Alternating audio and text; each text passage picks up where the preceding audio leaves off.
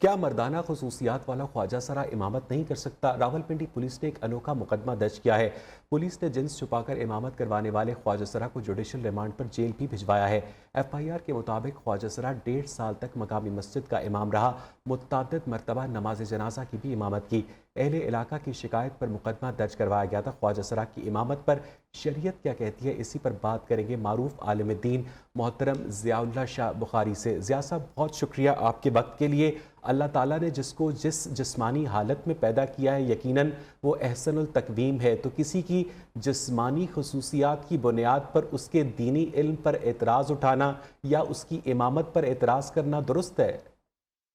بسم اللہ الرحمن الرحیم۔ اویس بھائی، بالکل آپ کا آج کا جو پروگرام ہے، میں سمجھتا ہوں یہ وقت کی اہم ضرورت ہے،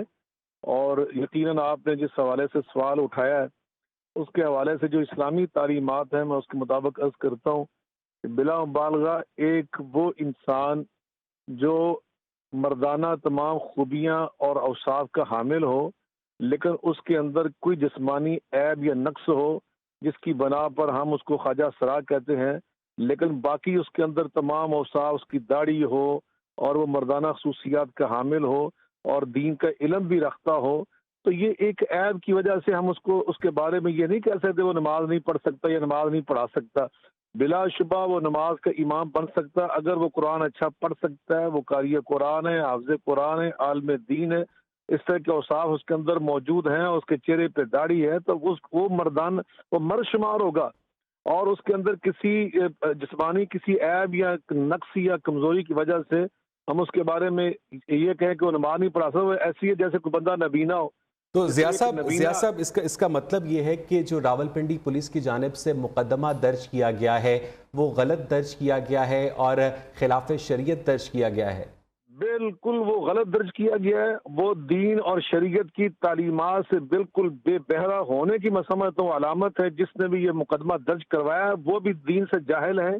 اور جنہوں نے یہ کام کیا، وہ مقدمہ درج کیا، ان کو بھی اپنے علم پر غور و فکر کرنا چاہیے، ان کو دین کا علم پہلے سیکھنا چاہیے، ان کو خود پتہ ہونا چاہیے کہ ہم کیا کر رہے ہیں۔ یہ یاد رکھیے کہ جو انسان تمام اوصاف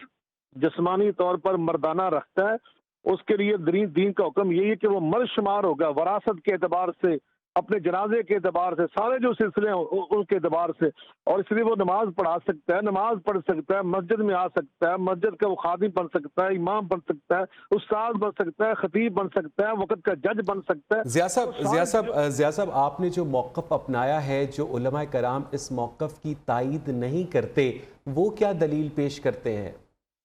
بے شک میں سمجھتا ہوں ہر عالم دین یہی بات کہے گا جو میں آپ سے عرض کر رہا ہوں کہ جو مرد ہے